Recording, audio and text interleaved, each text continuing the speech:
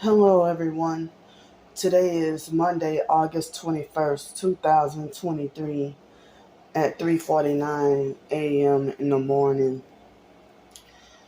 Well, before anything, I want to try to tell you, document this dream manipulation nightmare that I had before I forget it.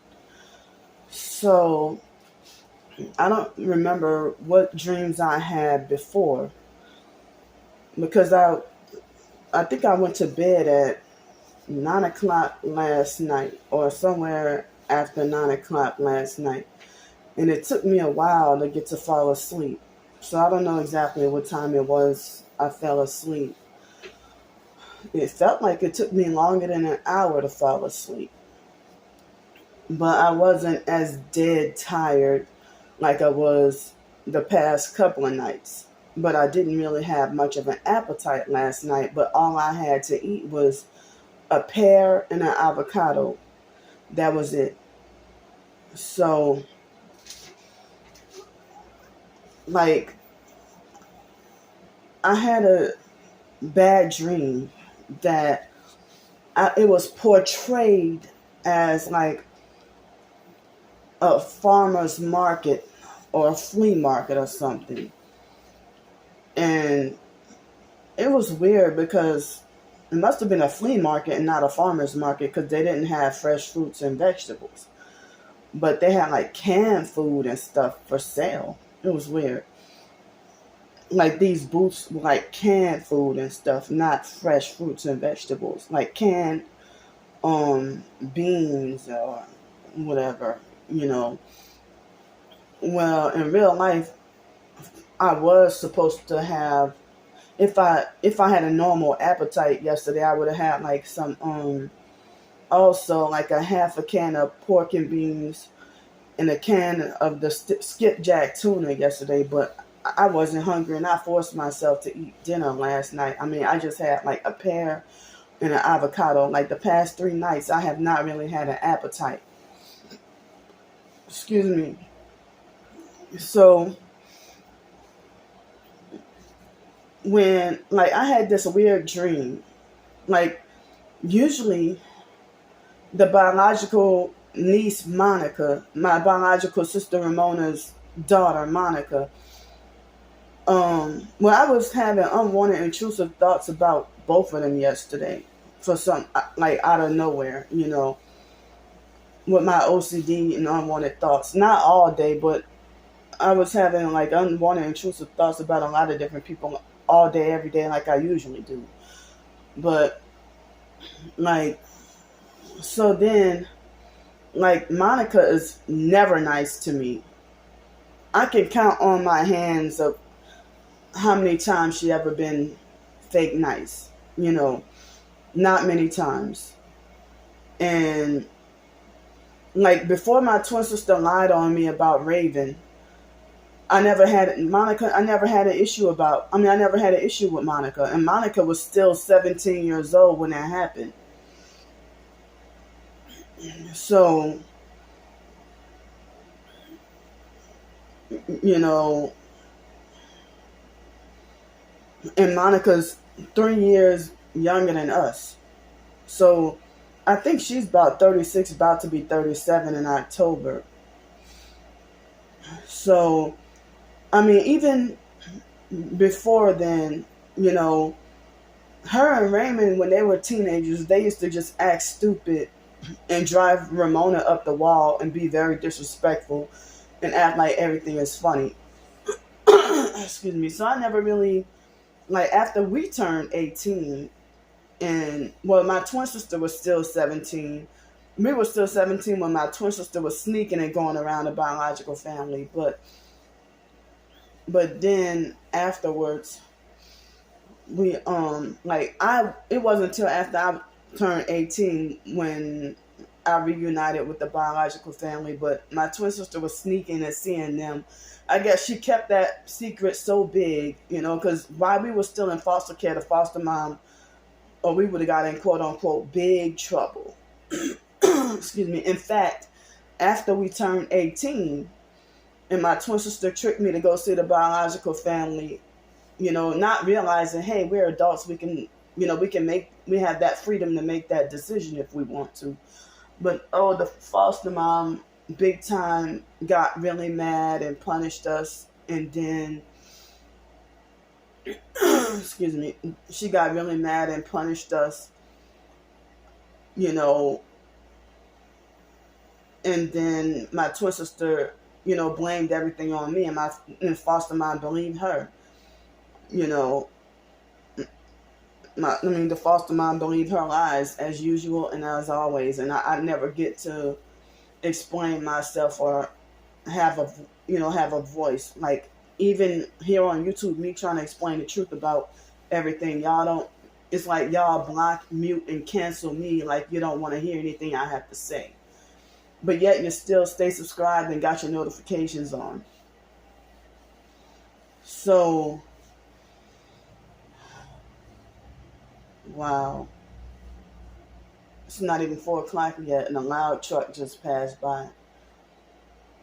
So, well, it's almost there, 3:55. But so I mean, yeah. Last night, everything was quiet and normal, and the moment I tried to go to sleep, they were vibrating the royal fuck out of my damn body, like so bad last night, like the worst that I've had it since living up in here, almost, pretty much. They vibrated my body so bad. Like before, up in here, since being in here for the past 4 months, if they vibrated my body so bad that I felt like I would have to, excuse me, it would feel bad enough that, like, wow, I need to go and sleep outside. But no way in hell was I wanting to go sleep outside, because they would have too many mosquitoes, and who knows what else to attack me. So in the dream, the biological niece Monica called me up, pretending to be fake nice. In the dream, she told me that she was in London, England. Like, I don't think she ever been out of the United States, But in the dream, she told me that she was out of the country, and she pretended to be fake nice and extra friendly. Like, she called me on the phone. Well, in real life, I never really talked to Monica on the phone or had a conversation. Like, that's how bad my relationship is with the biological family. Is that I never really, certain family members hate me so much that I never really got to have, like, as much as a 5-minute phone conversation.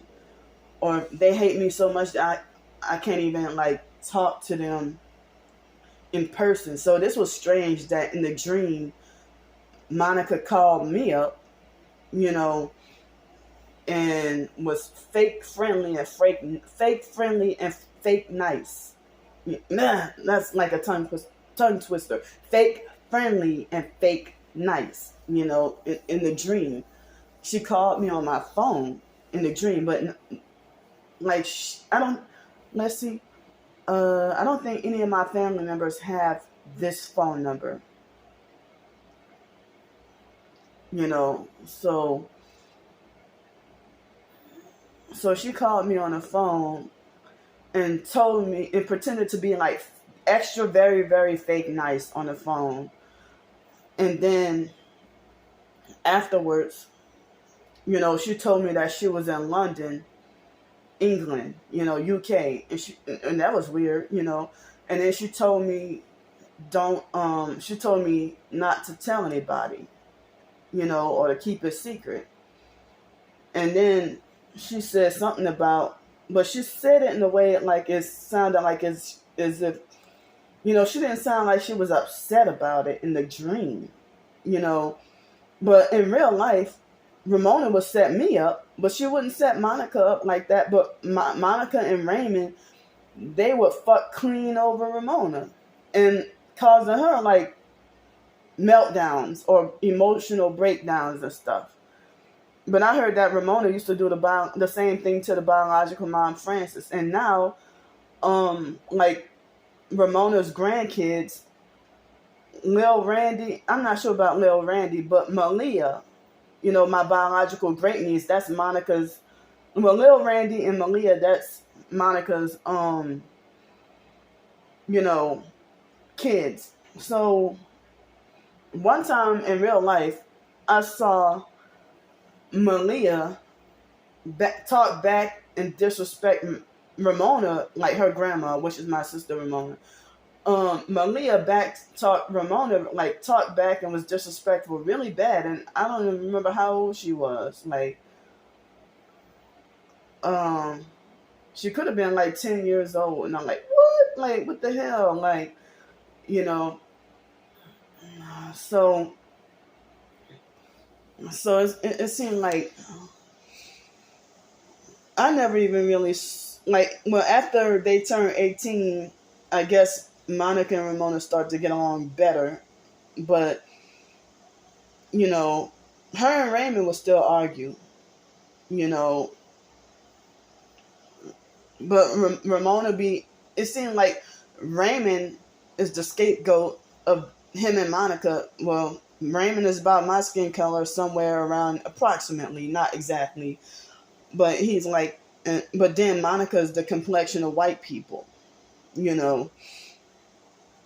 So I heard that Monica was always like over Monica and Ramona. I heard that they were always, overly pampered and, you know, treated with royalty pretty much. And that's why they narcissistic the way they are today. So anyway, in the dream, Monica was trying to tell me that Ramona set her up to go to jail or get arrested or something like that, and so that Monica supposedly had a warrant out for her arrest or something, and she was hiding in the UK in the dream. But I think if somebody had a warrant out for their arrest and they try to go to the airport, I don't think they'll be able to make it out the country, really. So that was an odd ass dream, and so then, like, Ramona pretended to be fake nice in the dream and was taking me to what was falsely portrayed as a farmer's market or a flea market. They had tents and booths like a flea market, or like they had the tarp and those things, those tents and booths like a farmer's market or a flea market, and they were not giving away but selling like food bank kind of expired canned food in a dream. It was weird. And so then Ramona was like, and Monica told me not to tell nobody, and then Ramona was trying to tell me like, because Ramona was trying to tell me that excuse me, that Monica is hiding in London, excuse me. And then she told me, oh, don't go. Ramona told me, don't go tell nobody. But like, Monica was trying to tell me, don't even tell my mama, But Ramona knew about it in the dream, And then after that, then somebody must have stood from behind me, not to my face because I couldn't see the person's face, but I heard a voice behind me or from the corner of somebody might have been either behind me or standing on the side of me from the corner of my eye, but I couldn't see that person. And that person had told me, stay away from Ramona because Ramona is known for setting people up. It was a non-family member in the dream, that was telling, and I don't remember if it was a male or a female. I just remember in the dream somebody telling me, stay away from Ramona because she is known for setting people up and destroying lives. And which in real life I already knew that, I already know that, So that's why I can't even be around Ramona. Ramona is the type of person, I don't see her doing it to other family members, but she may have tried it on my twin sister, or she would try to do it to Sean. But I know in my personal experience, my own biological sister Ramona, who would be jealous of me being a quote on, like, she let me know that well, she never said, I'm jealous of you, but she acts like as if she won't hide her jealousy, like as if she's quote unquote jealous of me being like a quote unquote goody two shoes or something, you know. So her and other family members have made attempts to try to set me up for destruction or set me up for hellfire, or trying to manipulate me to commit a sin or break the law. And other family members too is like, even Wyatt is the type of person, who would try to set you up, you know. So I woke up this morning at 3:30. Had to have been because I went into the it was like maybe 3:30. I mean, I woke up trying to put the pieces of the puzzle together, like what just happened, and I woke up again traumatized because it seemed like more jail or prison related bad dreams or nightmares, for the dream manipulation that the gang stalkers have been giving me, But like when I first got here, the gang stalkers, well, I suffered sleep deprivation, and then that sleep deprivation and the nausea and the vertigo, like, well, that was in May and June I suffered that, but I would suffer like the sleep deprivation, and then for hours, for weeks, I had a hard time getting to sleep like normal, like go to bed at 9 or 10 o'clock at night and then wake up at 6 or 7, or try to go to bed at 11 and then wake up at, 7 or 8. But it's like, I would end up having a period of time where I couldn't fall asleep or couldn't sleep until after 4 o'clock in the morning, or sometimes after 6 o'clock, sometimes after 11 o'clock, sometimes not until after 1 or 2 o'clock in the afternoon, So I heard that the gang stalking network with the direct energy weapons, they control when you're allowed to sleep. So they control when you're allowed to sleep. So,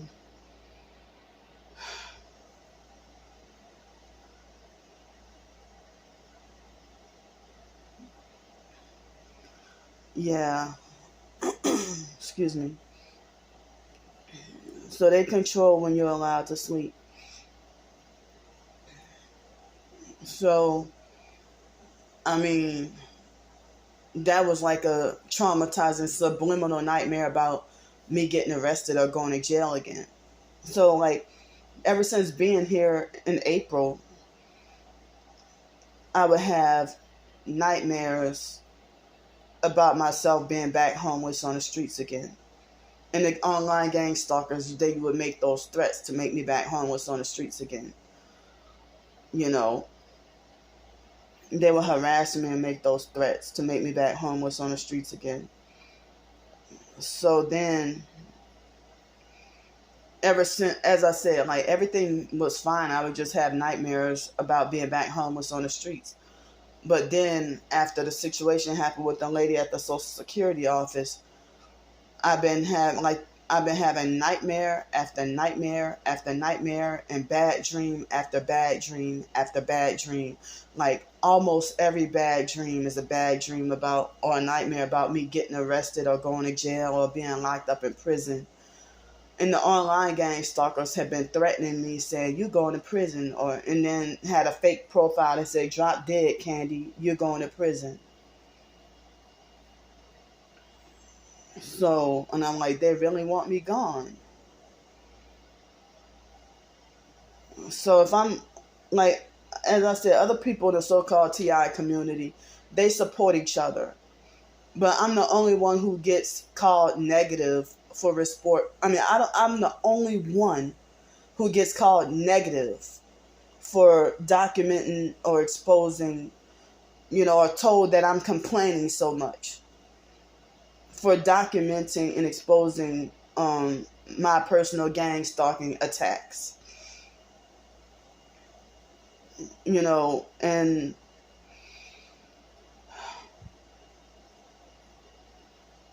but it's like nobody calls the gang stalkers negative.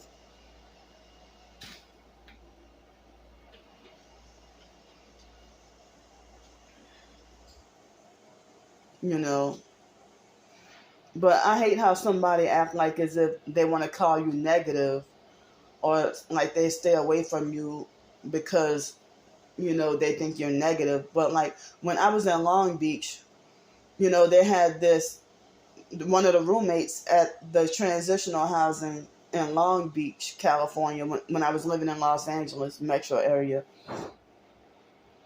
This pink tooth lady, she had a pink tooth, and she had she was like a ghetto fake Christian narcissistic abuser, like a ghetto religious narcissist. And she was nice and normal and everything. And then she, but even then she pretended to be fake nice and was always fake religious or whatever. And she got out of, she even, been to prison before. So then she left and went to see her grandkids in Moreno Valley, or one of her granddaughters in Moreno Valley, and then came back to Long Beach, a whole different person. And then she started to act like an abusive, narcissistic gang stalker, and she talked identical to the fake foster mom, Adrian Felder, to the point where, and she even looked like the woman too, but this lady was a dark complected black woman. She was very dark skinned, and and her name was Tawana Love or something like that. And she said that she's originally from, I think she did say she's originally from Gary, Indiana. And then they had a lady, they had it seemed like that transitional housing, everybody was freaking perps. Everybody was perps. So the Tawana lady was trying to set me up to get in trouble, but yet, she was trying to set, I'm not going to go into detail, but she was trying to set me up to get in trouble one time, or try to set me up to get in trouble with the law. And then, but she said that she would avoid me and stay away from me. And she would always be trying to take advantage of me and stuff. And so she would try to say that she would stay away from me because I'm too negative.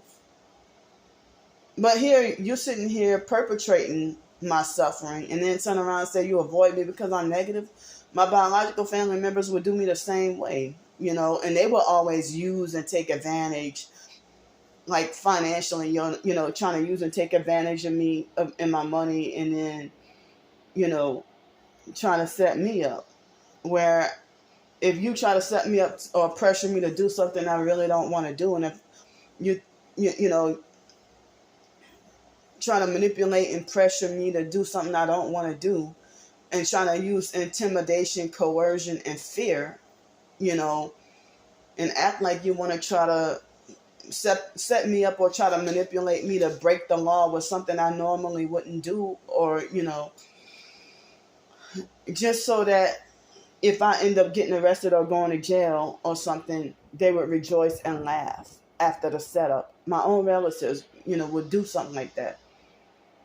So, like, when I got scammed online, in 2007 on MySpace, and I had just got to Texas. Like, I think I got to Texas, like, I don't remember if it was April 15th, 2007. Then I got to Denton, Texas after being released from the mental hospital. And it was like a couple of weeks later, I ended up, you know, getting arrested and going to jail because somebody took advantage of me and scammed me online. And I told y'all that I didn't even know that it was a fake check or a bad check or, a paycheck from a bank that did not exist. I didn't know that the check did not exist, or I didn't know that the bank did not exist and that the check was fake. But the guy scammed me, and was posing as a woman back in 2007. He was posing as a woman, an attractive woman, Well, I guess he was trying to find because like when the foster mom, like she would never really taught us anything, but she would just wait until we make a mistake to punish us like we're so stupid and should have had more common sense. And we would bog down on those psychiatric medications would cloud your thinking and judgment, And then she would tell everybody that we don't use good judgment, or that we make ourselves vulnerable, or that we put ourselves in a position to be victimized. She even said that about my twin sister too when we were still in foster care. So if the foster mom would say that we put out, like, I guess you victim blame us because we're not your birth kids, but it's like people knew we were foster kids, so that's why they didn't give a damn. But people got more respect for stray cats and dogs than they have for homeless people and foster children. If you had a bad reputation in society if people knew you were a foster child, and with the crazy label attached to it. So yeah, it's not a good combination. That alone makes it seem like as if a person is canceled from society because of that.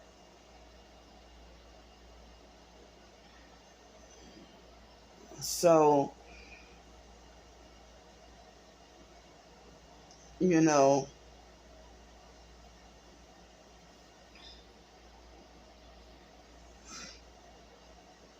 but, I woke up feeling emotionally disturbed, from the bad dream, and woke up like traumatized,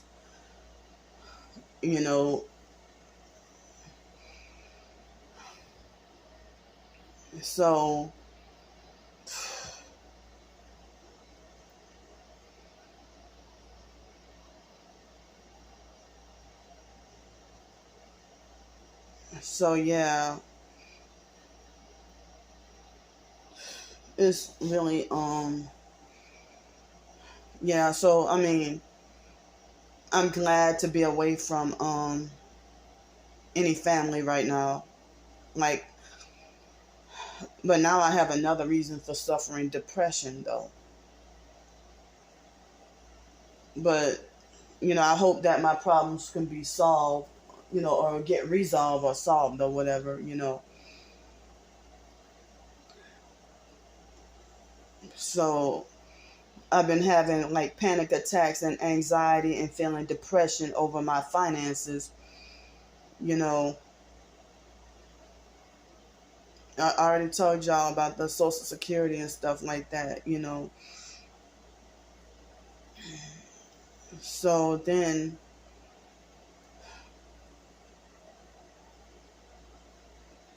it's really it's really depressing, and then people say that they avoid and stay away from you because you're negative, but then I don't really have any support or nobody, they want to give justification to not like me, you know.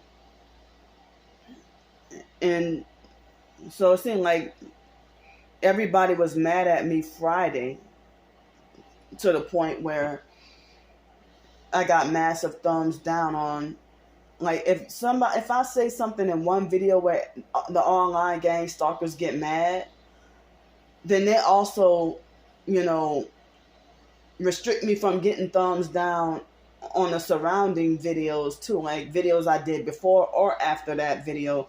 It seemed like they blocked me from getting any thumbs up, you know, like get little to no thumbs up.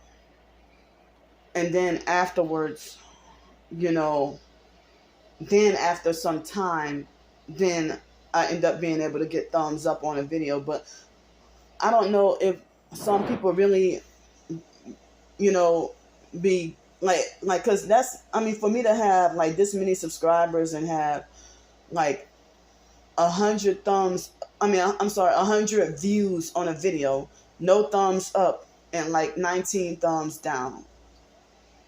And I don't know if people who's supposed to be my supporters be thumbing down my videos too, or if the gang stalkers put a block on me getting any thumbs up, you know, to make me feel like I did something wrong or like nobody's on my side. But they got so many people that pretend to be fake nice, but secretly against me. There go the traffic. They pretend to be fake nice, but then they secretly be against me behind closed doors. You know, and then they wait till you're in a crisis to kick you down even harder. So, and sometimes it might be for me to get like 140 views on a video, and it wasn't. And then after I reach 135, that's when I finally get one thumbs up from somebody. You know.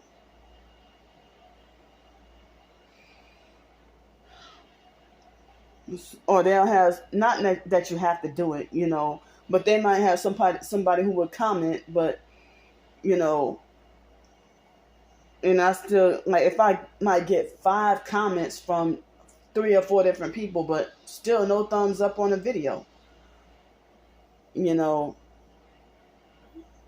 But I mean, as I said, you're not obligated to, but it's just like, you know, me having these high views and no thumbs. I mean, it's like they have people that have like, they might have 50 subscribers and get like hundreds of views on their videos.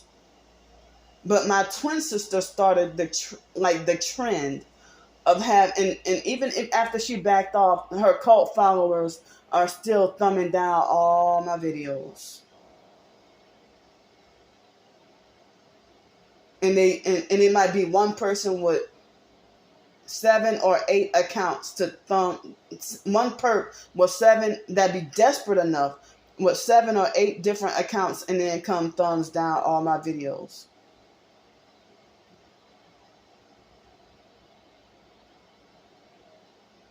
And y'all being like 50 and 60 years old, trolling and abusing people and stalking people, you know. I mean, I just can't believe people in their 60s and 70s act like this. And then y'all tell me I'm childish and need to grow up. Or petty.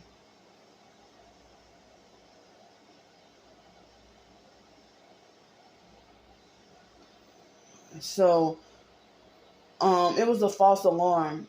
That Dorothy Simpson person was a different person. Made a comment on my comment on another person's video. So I mistakenly thought that was David James. So I apologize for that one.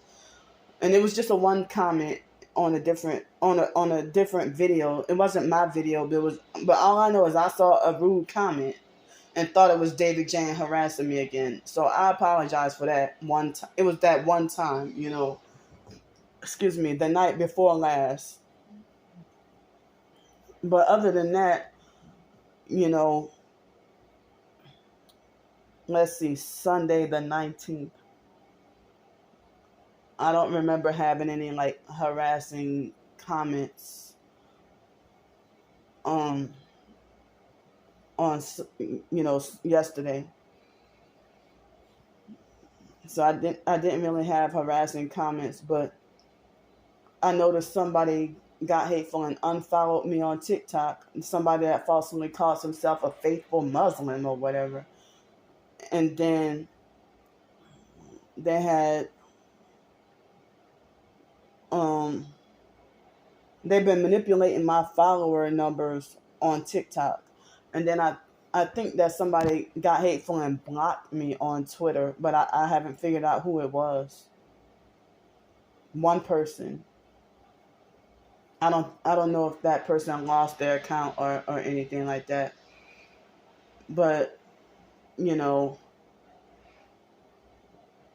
targeted individuals on Twitter, it seemed like their accounts have been getting suspended left and right lately.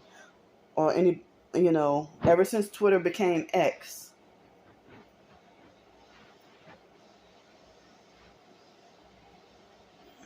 People been like having accounts to be suspended left and right. And on TikTok too. So yesterday, oh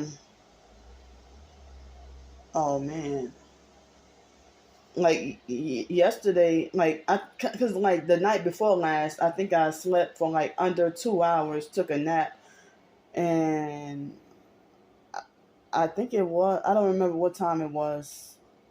I think I did document that, the couple of hours of sleep I had in the evening, Saturday evening.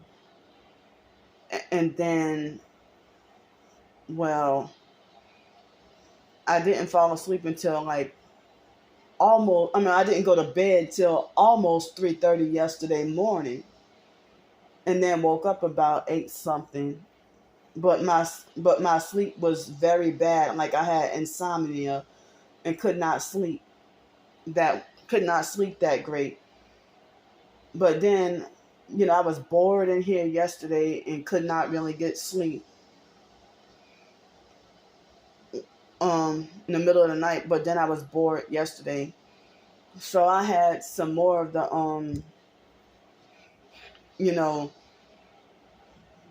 that looked like it was the equivalent of it would have been the equivalent of one medium to big size pancake.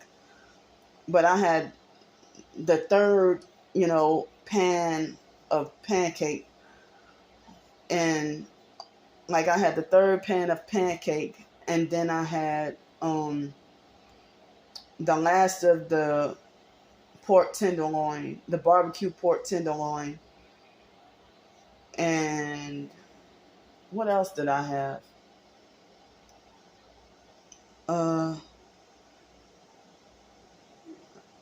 And 2 slices of the Kobe Jack cheese. For like, and I think I had it around at least like 10 after 10:30 or 11 o'clock. And then I basically had nothing to eat. And then around, like, I didn't get to work on a short story like I wanted to, or journal like I wanted to. But then I started to doze off and get drowsy after 6 o'clock in the afternoon. Evening. And then trying to force myself to stay awake. Like I was drowsy with lack of appetite, or sleepy with lack of appetite. Like I didn't have an appetite from Friday, Saturday, and Sunday during dinner times. But yesterday morning, it felt like well, I didn't eat breakfast like at 8 o'clock or nothing like that, but I was hungry as hell. But I stretched it out until 11 o'clock to eat. And then, yeah, I did not have, like, for dinner the past 3 days. For dinner, during dinner time, I would have like be drowsy and sleepy with lack of appetite. And I forced myself to eat, and I just had like a pear and an avocado. And I was gonna have me, as I said, I was gonna have me. In addition to that, I was gonna have a can of skipjack tuna and a half a can of pork and beans, but I couldn't even. I mean, I didn't even have the appetite to eat that, so I just had a pear and an avocado, and then went to bed early. But I was cold. I felt cold, so it took me over an hour, I think. Like, I went to bed at 9 o'clock, but it took me over an hour to get comfortable and fall asleep. And then, loud cars kept passing by, and they were vibrating my body so bad.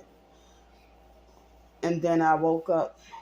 I mean, like last night when I tried to eat, it was like I didn't feel the dizziness or anything like that, but I felt kind of nauseated, and it felt like as if my stomach was trying to throb. And then I started to have gas,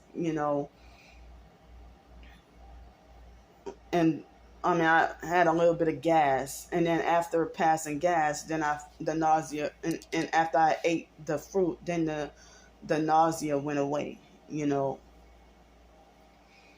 So at 8 o'clock, I was supposed to call this morning, trying to call and see, if that spot was available. But like last night, I was trying to ask for help with, excuse me, I don't know if I might have just enough money for a Greyhound bus ticket. If the price is still the same, and if there's enough space, enough seats on the bus, and then I was trying to, see but I was trying to get help with enough money for, there's loud pickup trucks. I was trying to get enough money for,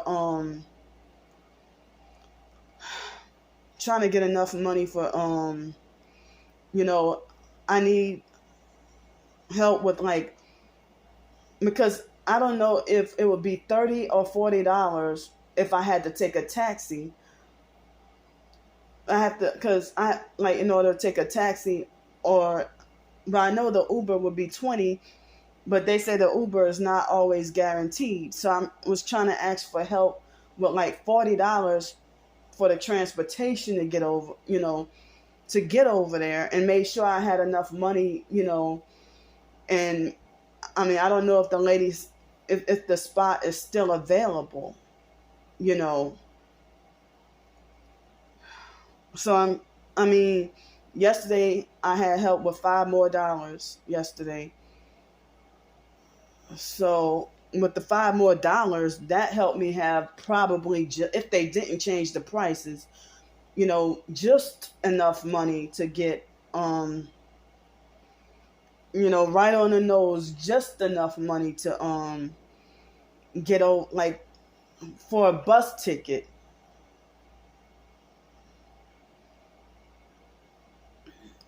So, I was trying to see if, trying to get some more help, like enough to get an Uber or a taxi, to get to the Greyhound bus area. But I was trying to make sure I had, enough donations or enough help, before I called in the morning. And I said, well, if y'all wanted me to, I can reimburse y'all, if the lady said the spot was taken. But I was trying to make sure I was prepared and stuff like that.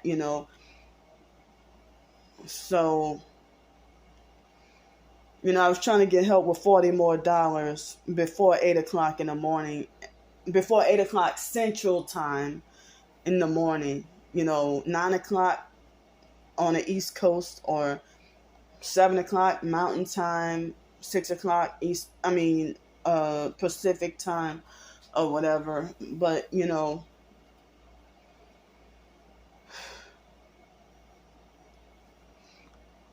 but I don't even know, like, if the door is closed on this opportunity, you know, I would have to stay here and continue to pay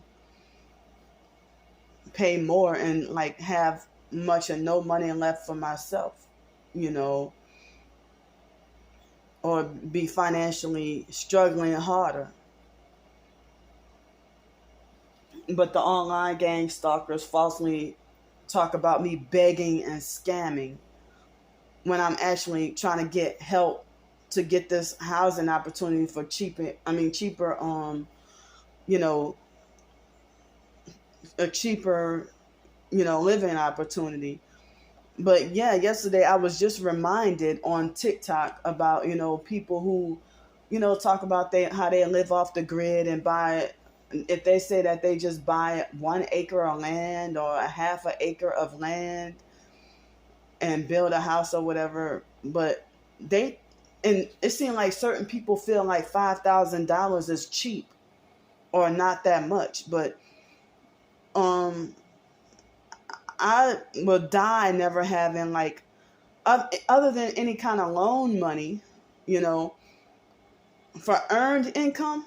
I will die never getting to see $5,000 in my bank account, or, it's not like I would win any lawsuits or settlements any time soon. So, I don't think I'll ever get to have like $5,000. So,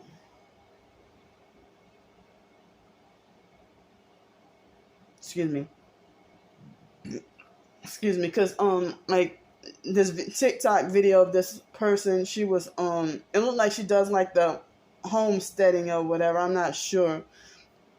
And it seems like TikTokers and YouTubers or whatever who do the homesteading, or even if they have a house and still call themselves homesteaders, or if they have like they got some chickens, and it seems like they make a lot of money from their YouTube, but they don't seem to have like a 9 to 5 job. But I think they like, if they might get paid YouTube revenue, if they get paid YouTube revenue, and also like they get paid YouTube revenue, and they also they get paid YouTube revenue, and then they also sell products. But they get sales and popularity because everybody likes them, or people like them and respect them. But they have a large amount of followers that respect them and support them. But being like targeted like me, I got too many people who don't like me or who hate me, and that's what makes things harder for me to one of the issues that make it harder for me to be able to operate or run a business. I mean, I can't even get any support or sales on my ebooks or short stories, really. And the one ebook to be sold, Social Security or whatever, if they want to come crack down on me so heavy, and I'm like, well, I didn't know I was supposed to report that, because the online gang stalkers try to say my writing is not work. And for me to write another short story, they would go behind my back and try to talk about this is Candy's latest scam. And I'm like, well, they feel like for me to try to live and survive and even try to work and earn my way to live or survive, they call it scam and fraud. But, people who are not targeted, if they write a short story, Because the online game stalkers, they would consider all of my cooking shitty. They consider all of my writing shitty. Well, people who wouldn't be the gang stalking, narcissistic gang stalking bullies, if they might say that they like my short story. Or they might say, oh, your short story sounds cute. But I don't have that many supporters. I really don't. And see, when I wrote and published my first ebook about being, the gang stalked and targeted by the Psych World ebook, that's the most sales I ever got on any book. Like, I don't know how many people bought the ebook, but I got like at least 5 supportive comments, and Starbricker was the only one to say something bad. Fake bad reviews on each and every ebook that I write and publish. And she was the one who tried to say that my writing is not work, or she would nitpick and try to criticize about how bad my writing is. How bad she thinks my writing is. And nitpick at the smallest thing. Or it's like they'll force themselves to read and stalk everything I write, or all my YouTube videos, and then gossip and complain about it. And then the fact that I try to block their accounts, it makes them even more mad. And it's like come on, man. They're harsh. That's another loud truck. Their harshness and abuse intensifies to the point where they got to be driven by demons to say words this harsh. Words harsh enough to traumatize me. Starbricker was the one who lied and said that my writing is not work. And then she tried to write fake bad reviews on my ebooks on purpose to try to make me learn my lesson from, trying to make it like as if I should learn my lesson to never write an ebook again, or never publish an ebook ever again, because she's childishly bitter and mad at me for, I didn't even mention Starbricker. I mentioned, her username, in my ebook.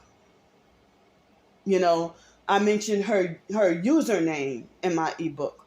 I didn't mention like her YouTube username in my ebook, but I did not mention her first and last name in the ebook. And so she started to stalk, follow, and harass, and think that she's trying to get fake revenge or fake punishment, and try to call herself trying to make me learn my lesson. But they lied to people and said that their bad reviews are considered, authentic and genuine and real, when she even lied and said that she had a verified purchase on my ebook. I don't know how she was able to lie and put that she had a verified purchase on my ebook, when I know she would never, you wouldn't pay for an ebook. Especially like she would read my ebook for free on my blog and then pretend to be a fake verified purchase and, making a fake bad review. Like, after 13, 14 ebooks, if my writing is that bad, any other person would have, quit reading or quit wasting their time. So I heard that the gang stalkers get paid to, it's the silly little things, as long as it's something evil or that hurts, no matter how silly and meaningless it is, the silly little things, I heard that the gang stalkers get paid. And Starbricker has the personality of the type of person that would not gang stalk for free. Her and Stephon Adams, the way they think they're the smartest people in the world, I don't think that they're perping for free. Or mind controlled or brainwashed. They know exactly what the fuck they're doing. So, if you, I don't know, if she's freaking 63, 64 years old. I think she's freaking 63 years old or something like that. And acting like this. Like, you're a cancer patient and You're not even trying to get right with the real God because you in a fake Mormon cult.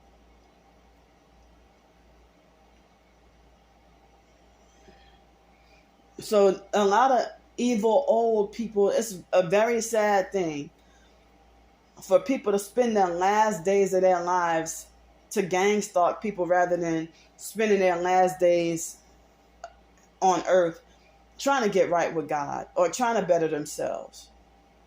Because they got too many elderly people in their 70s and 80s running around here perping people.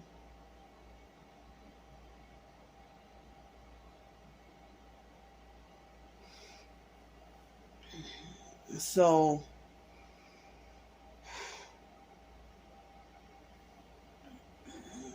I mean, but back in 2019 on my first PsychWorld channel, I had, you know, some perps. After I got into an argument with Wayne Daniels, that's when perps started thumbing down all my videos. But then, and everybody took Wayne's side, you know. So, like, but I mean, I didn't, like, a couple of years ago, I heard he passed away.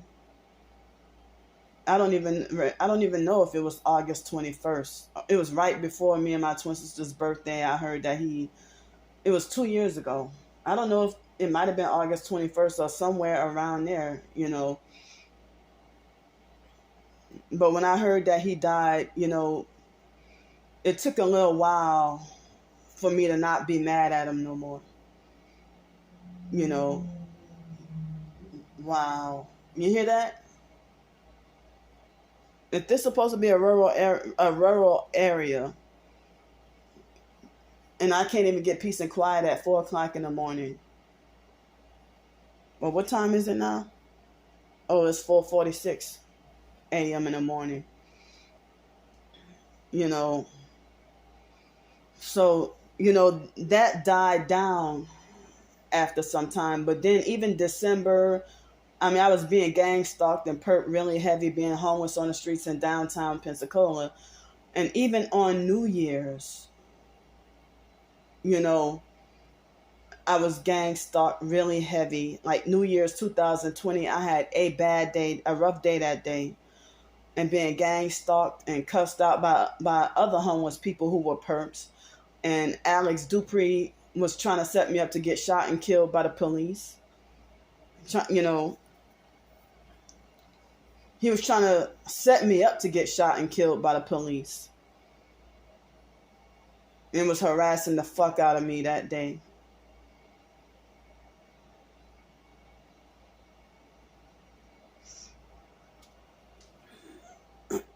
But it's like for New Year's, you know, I was being harassed really bad, and even people on YouTube didn't really give me support, you know, when I was being terrorized and harassed really bad. But I look back on my because that PsychWorld channel is gone now because of Starbreaker. So the other come on, man, stop.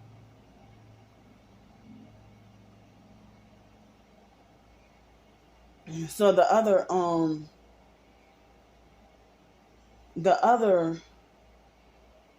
like the targeted by the PsychWorld channel, they have moments before, like even over the summer. Some videos I got massive thumbs down on, but other videos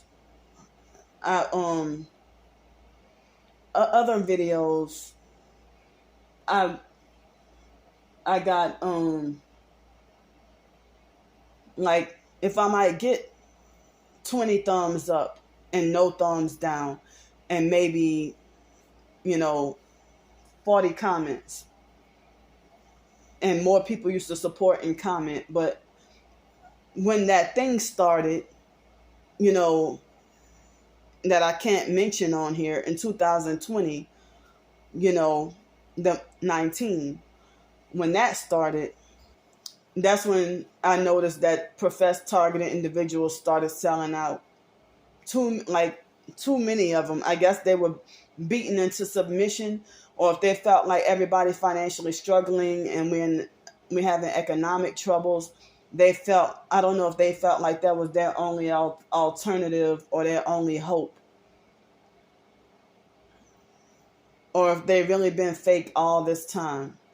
Because I was not, like, originally I was just gonna stick to YouTube, and I was not gonna even get like back on social media, you know, and I was just sticking to YouTube, and I was not gonna go on Instagram. I was not gonna go back on Facebook or Twitter, and I'm not sure if I even knew about TikTok at that time.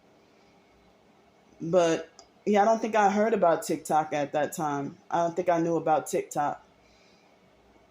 But I vowed to never get on TikTok. But now it seems like the videos on TikTok, a lot of the times you see more truth and more information on TikTok than YouTube. Truth about what's going on in the world. The real agendas about what's going on. People still mention Illuminati and conspiracy, you know, and it can get pushed to the forefront. But on YouTube and Google, like, they have scrubbed away any truth. Like, even to talk about targeted individuals and gang stalking, one of the first videos that come up is that fake ass fraudster Todd Grande. And then all these videos about that fake ass Terry Joel Jr., a popular fake T.I. perp, Terry Joel Jr.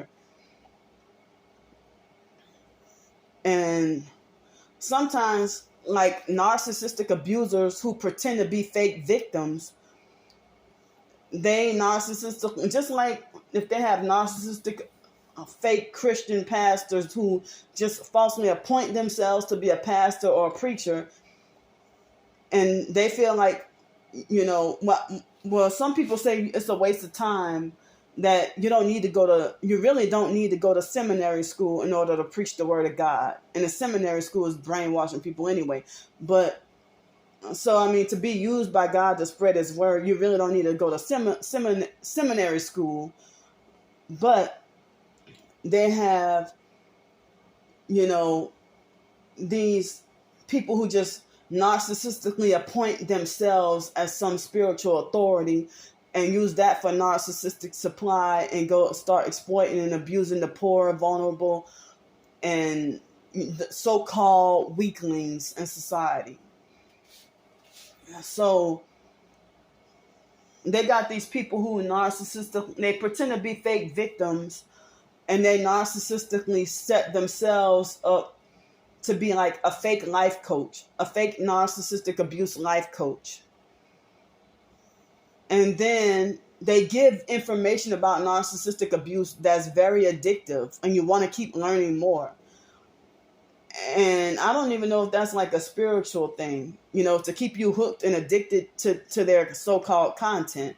If they got that witchcraft hold over you to keep you addicted, you know, to their fake witchcraft, you know, if you don't even know that you're under a spell and addicted, but you just think they got great content until you have a personal encounter with them and they hurt you, cheat you, scam, or defraud you or whatever. And, you know, or they let you down. And then next thing, or they avoid and block you on social media. And then, you know, because they're like one of the popular fakes with a fake large following. You know, so they got a fake large following. And then, you know, I think like the narcissistic, the fake life coaches in the narcissistic victim community, they like to try to use like real targeted individuals as narcissistic supply and start perping and gang stalking them.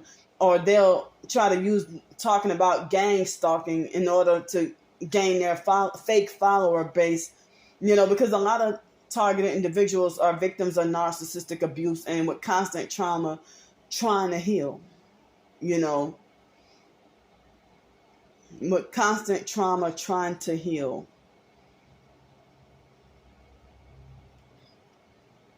So, like, how can you heal being constantly re-traumatized over and over and over and over again all day, every day? The attacks are just incessant. Like, the attacks never end. Like, they don't stop. I've tried being quiet. I've tried to ignore. They don't, like, me trying to be quiet or try to ignore the gang stalking, it does not work. But if I put them on film, sometimes they act like they scatter like roaches and flee. But I've been having it happen more often here, that when I try to put a gang stalker on film, they try to freeze my phone. Or they jam my phone camera, like what happened this past Friday. So I've been under heavy attack lately, both online and in person. Well, the online attacks kind of backed off a little bit, but they a lot of times they're doing stuff behind the scenes. So, like, I guess the gang stalking network, if I say something that, if they get really pissed off, if they might just deactivate any thumbs up on some of my, on that video and the surrounding videos. If they might deactivate, that's just like, I had a period of time with a gang stalking network. If they got really mad at me, they would hack into my YouTube account and turn my comments off. So on purpose, to block me from having any supportive comments. I never turn my comments off in my videos, but I do block the perps, when they try to stalk, follow, and harass. I block their accounts, and sometimes YouTube force their comments to stay there. All their harassing comments. And it's like I have difficulty trying to manually remove the comments on my own, especially with David Jane. Like, I don't know, like, David Jane he never had that kind of power before. When I knew David, he did not have that power. He didn't have power. And he used to be picked on, not targeted, but he used to be picked on for being seen by society as mentally off, slow, and retarded, and mentally disabled. And me the same way, but also I am targeted. So, and then, you say that, people don't care how nonsensical David sounds. People don't care if a person is lying on me. As long as that person is speaking negatively of Candy Grand Prix, they will thumbs up that person. And I'm not allowed to have a voice on my own channel, on my own videos. So, like, they would turn off my comments to prevent me from, from anybody to give supportive comments. And then I would have to keep wrestling with them to keep going back in YouTube studio and turn the comments back on. And they would wrestle me like as if they want to punish me and give me the hint and, let me know that I'm not going to win this battle to have the comments open on my own freaking videos. Like, I'm not allowed to have authority over my own YouTube channel and treat it like I'm not welcome on my own YouTube channel and my blog. Like, soon as the perps found out about my blog, they made sure that my blog was not searchable on Google. Like, shadow banned. Like, my blog is shadow banned. But if I speak the truth about a fake TI perp or a regular perp, they always defend that person. They love to meddle in and instigate with any feuds or arguments that I have with somebody. And So, or any crisis, it seems like they want to instigate and make the crisis worse by spreading more gossip and false rumors and lies, and then I end up getting ganged up on, and professed targeted individuals just sit there and let me be abused and then victim blame and kick me down even harder and act narcissistic and controlling and then defend and agree with the perps. But I only have like a few small amount of supporters, and the supportive people, they probably feel like they try to not use YouTube that much because they probably feel like sometimes if they want some relief from even thinking about this gang stalking. So I understand, to each one's own, So, they probably might want some relief from talking or thinking about the gang stalking sometimes. But me, like the gang stalkers never give me, they don't give me a break.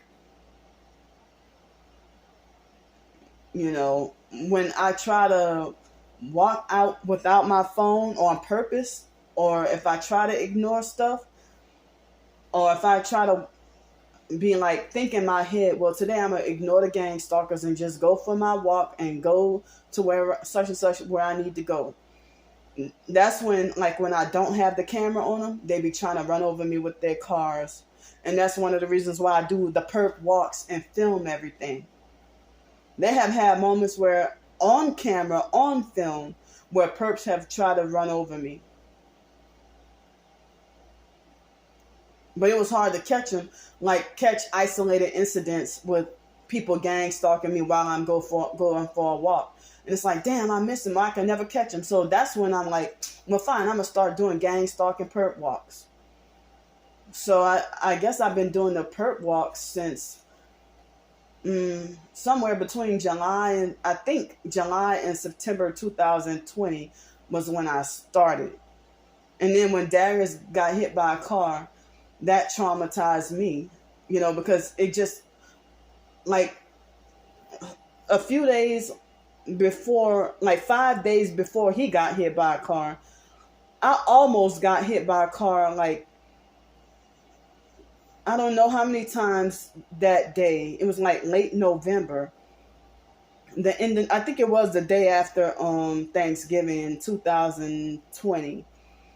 And perps kept on trying to run, even with the ones with the bumper sticker that said Jesus saves, and then you perping with one headlight and trying to hit me with your car with the bumper sticker that says Jesus saves.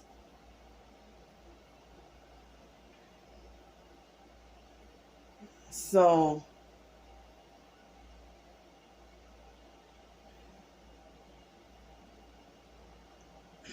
I mean, and so yesterday I got only halfway to reading the ebook.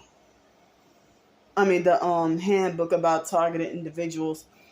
And so fake TI perps even try to discredit me and try to make it as if like the regular perps do, try to make it as if I enjoy being pissy and shitty and nasty and stuff like that, And then even that handbook mentioned about how they will radiate you and cause you to force diarrhea, forced urination, forced vomiting, forced nosebleeds and stuff like that. And they've been forced urinating me lately, So it's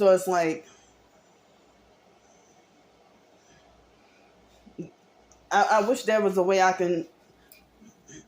I guess I could post a link to the PDF to download. If other targets can download it, but it seems I guess a lot of professed targeted individuals, they be trying to not even think about or try to not talk about the gangs, anything with the gang stalking, be trying to forget about it. But I be trying to do stuff to take my mind off of it too, with my short stories, or can't even go to the beach because they will give you that constant reminder that they're always there everywhere I go. can't get any peace. Like if I try to go have a relaxing day at the beach, they would have like a massive fake big crowd with big huge radio speakers and young ass kids and smoking around me and doing a noise campaign with loud music and smoking around me and everything else. Can't even have peace at the doggone beach. And then abusive narcissistic gang stalkers act like they think they own the beach. They act like they think they own the beach. You know. And they be young enough to be my kids. Under 20 years old. You know. But that's the reason why children walk around with lack of discipline these days. Because, you know, they have parents out here teaching their kids how to do wrong rather than teaching your kids how to do right.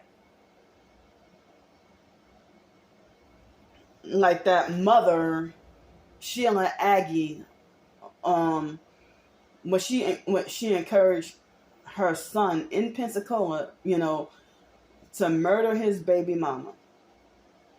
I think her name was Brooklyn Sims. And that went viral and everybody's talking about it. You know, everybody had been talking about it, you know. And it's like the guy's mugshot picture is disturbing. You know, it looked like that's the most hateful looking mugshot I ever in my life saw. That just looking at that boy's mugshot, 20 years old, just looking at his mugshot traumatizes me.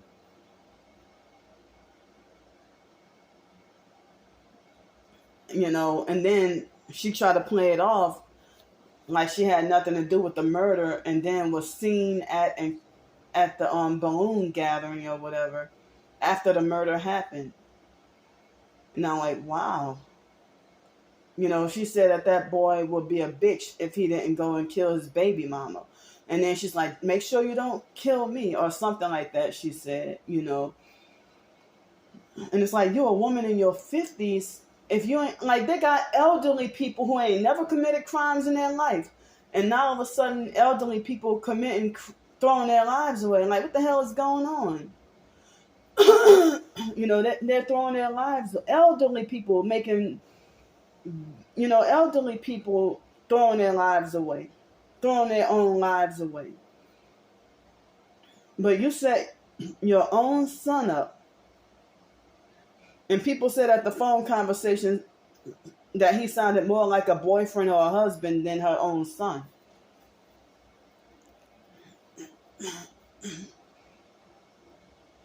But, you know, I bet you they can go back out in society and get respect.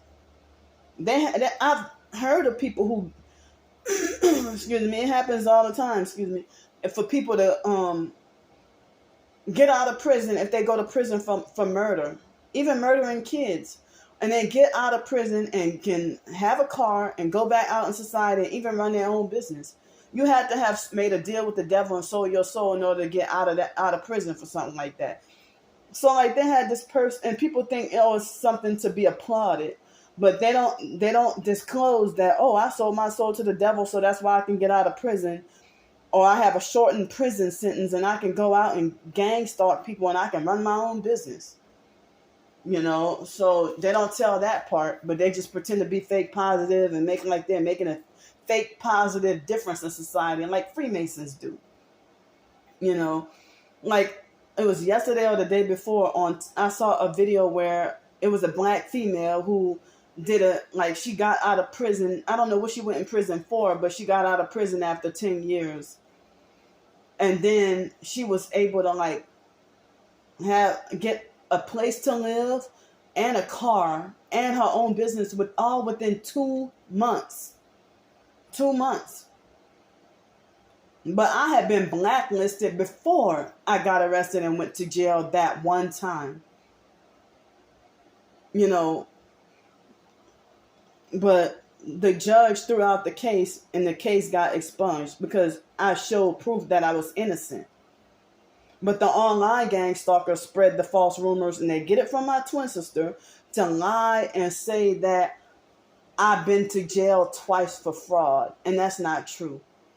I just told y'all what really happened. I told y'all the truth about what happened to Raven and got attacked for it.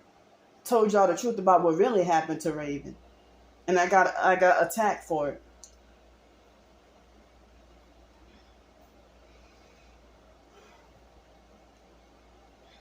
So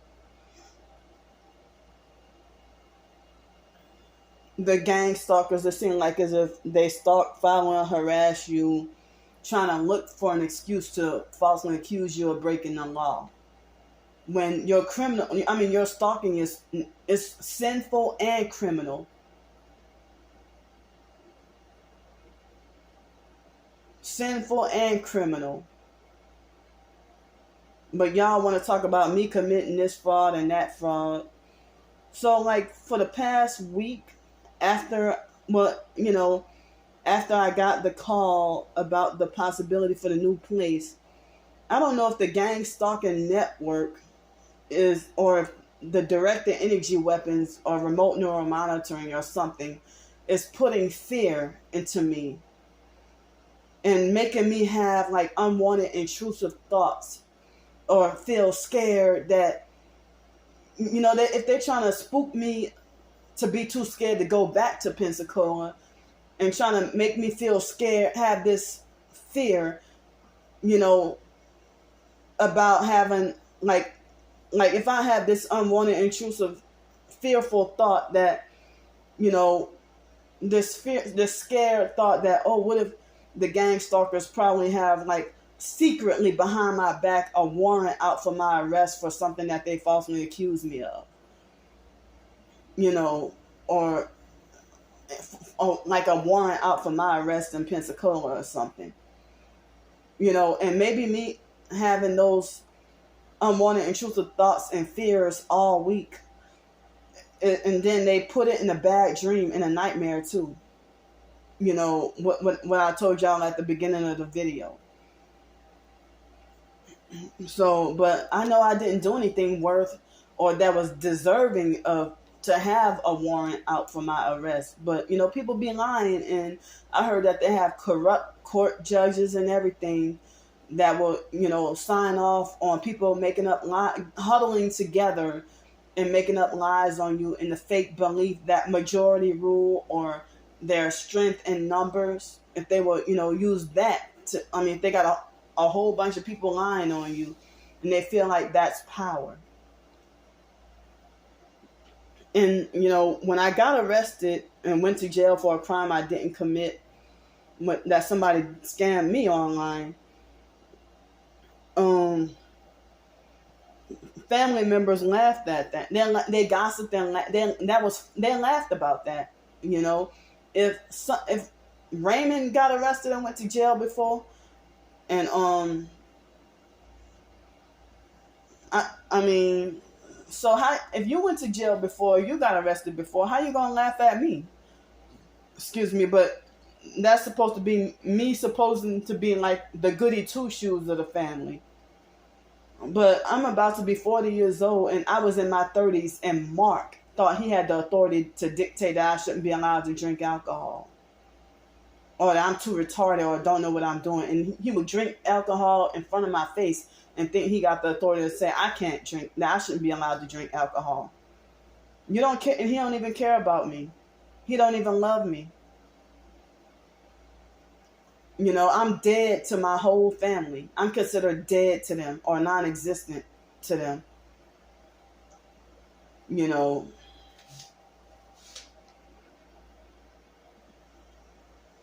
So I didn't even realize that I went through the hell I went through with Mark and them, because Mark is a fucking perp.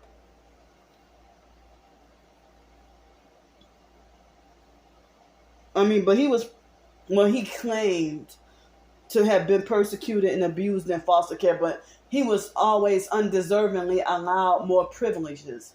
he had more freedom and privileges than we did in foster care. They allowed him to drive at 15 or take driver's ed at 15. They didn't let us take driver's ed at 15. The foster mom and the social worker, they were not going to let us take driver's ed. And then eventually I was 17 going on 18 when I actually took driver's ed. And they weren't even going to let me do that. And then I didn't even realize, like, they were gang stalking me and setting me up. You know, I passed the written part with straight A's, but the driving part, you know, I was by that burnt lady, Miss Fine's house, and taking driver's ed while the foster mom had us in respite. And the respite care, you know, with the foster care. And like, and it wasn't until after I became targeted, that was when the foster mom started to freaking put us in respite and shit like that, you know, and try to make like she needed a break, but she still wanted to keep us for the money. I tried to break away from her at 18, 19, 20 years old. I ran away at 15. I tried to run away at 15. I was already targeted and was just trying to get away from her abuse. And everybody turned against me and started calling me negative and everything. When, you know, I became targeted and started being like the foster mom, she ramped up her abuse and psychological games and everything. Because she was bitter and upset that she couldn't put her hands on me no more. Because I heard that the state told her to stop whipping us. So for a while, she started physically abusing and beating on us, like, you know, but then after that, you know, she started to play the psychological games. She started playing psych games, you know. So anyway, before I go, it's, you know, a little bit past 5:15 right now. And I was trying to, you know, as I said, I was trying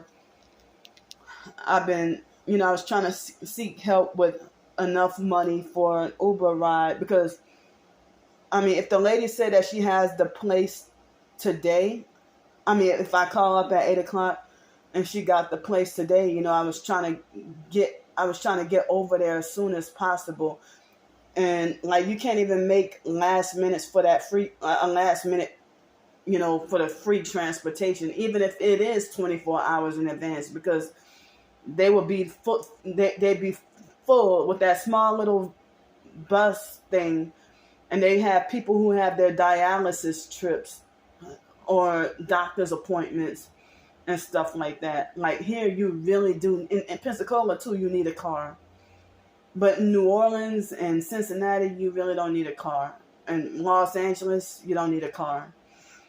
But the transportation is horrible. The public transit is horrible, you know. But so I was trying to get help. I even put it in a community post yesterday. I was trying to get help with $40 more for the transportation. But if the Greyhound bus fare, if it's the same, then I'll let y'all know. Or if it changed, I'll let y'all know. But I was trying to get help, and I think so far I got help with $110. But but the Greyhound, they would charge like, I don't know, $3.99 in addition to the fare. $3.99 in addition to the fare. So, you know, I was trying to make sure I had enough. And then I might need help with, if anybody can help me out. I mean, I don't know if I have to pay a security deposit or how much the security deposit is, you know, and I don't know if it might be a case where I can I would have, if things would have happened where she said, okay, well, you got this place, and if we work out something financially or something, I don't know, but it might be that I might have a chance of packing up and leaving today and never coming back. But from what I know, the way things look like is if I might have to leave to go to Pensacola, and then if I get enough help, leave to go to Pensacola and then come back here and get stuff, and or I might have to just leave the replaceable stuff, leave it behind and start all over again. Since, they don't have like a station, like a real Greyhound station. They just have like that little drop off. And I don't have any suitcases or the money for any suitcases or luggage or anything like that, So as I say, if I can't get help, then I would have to be forced to stay here and paying like a whole lot more. But I don't have the money, funds, knowledge, or resources for that, self-reliant living or living off the grid, or, I don't have $5,000 for an acre of land. And I don't know, I'm by myself. I never built a house or built I never really built, I don't have the skills or knowledge to build stuff. But, I try to help build a little bit something during this art class that I took when I was going to University of New Orleans, and they had like a, like this play called Mademoiselle Blackwell that for the art class, that's the only one period of time where I was, learned how to, try to build stuff, or, use a nail and a hammer and, put pieces of wood together, or, I don't even think I did any painting, but I suck at art, but I have really no skills in design or building things at all, But even if I were to try to create my own business with trying to build and design things, people really wouldn't want to support. But the gang stalkers, just to be abusive, they would lie and say that my artwork is trash, or whatever I built, they would say it looks like trash, or it looks horrible, it looks bad. So, I heard that the gang stalkers, they get paid to do like fake thumbs down on all your videos, or they get paid to, fake thumbs down, or paid to make harassing comments, or they get paid to make fake bad reviews on all your ebooks. They get paid to get you fired from your job, or they get paid to get you banned from restaurants and hotels and everything, or get paid to make you back homeless, get paid to cause you to have to go to the hospital, or get paid to get you institutionalized. And they got people who say that they're part of the targeted individual community, and then they will say, well, if you fall into their trap of getting out of hand and they lock you up, then, then they got all these rights and you deserve it. Well, you sound like a fake T.I. perp playing both sides.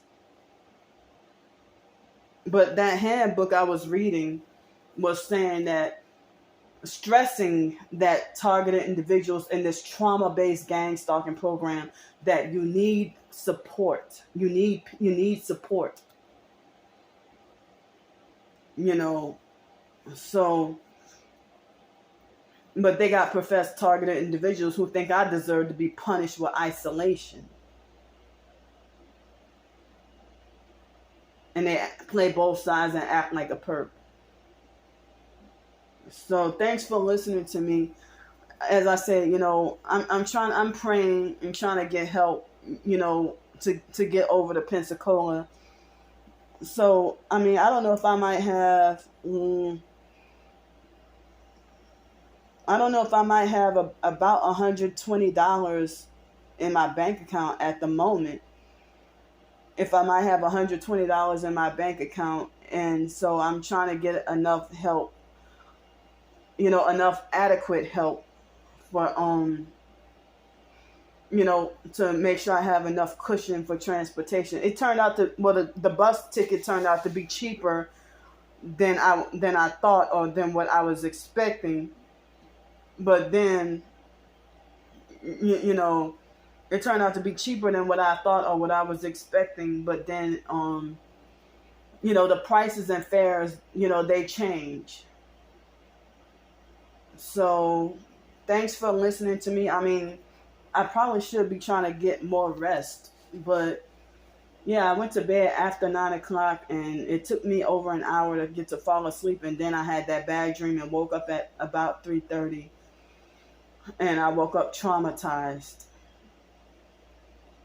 So, like, I'm feeling a little bit pressure on my heart, like, the sleep deprived feeling, feeling a little bit pressure on my heart.